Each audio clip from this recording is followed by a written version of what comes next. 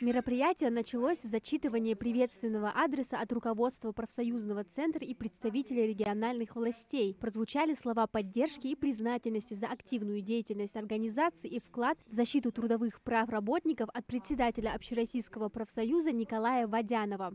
Желаю вам успешной и плодотворной работы, принятия конструктивных и взвешенных решений, направленных на укрепление республиканской организации профсоюза.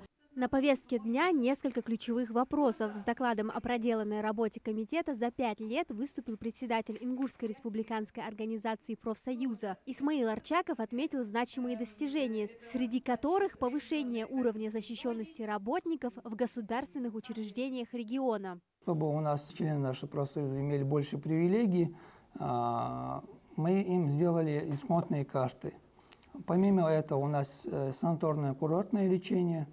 Конференция продолжилась обсуждением предложений по совершенствованию работы профсоюзной организации. Делегаты отметили важность укрепления профсоюзного единства, повышения информированности членов профсоюза и расширения социальных гарантий. Далее отчет о работе ревизионной комиссии, в котором дана оценка финансовой дисциплине и эффективности расходования профсоюзных средств. Комиссия осуществляла контроль за выполнением доходной части профсоюзного бюджета, его рациональным использованием, контролировала исполнительная дисциплина, своевременность рассмотрения организации писем, жалоб, обращений членов профсоюза и различных организаций.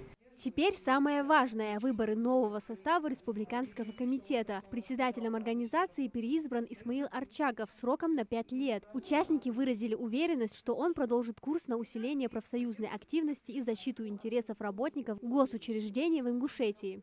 Мы очень многого от него ждем, потому что очень активный, совместно с Совпрофом работает и много по организациям ездит, создают новые организации. И надеемся, что у него плодотворно эти 5 лет пройдут.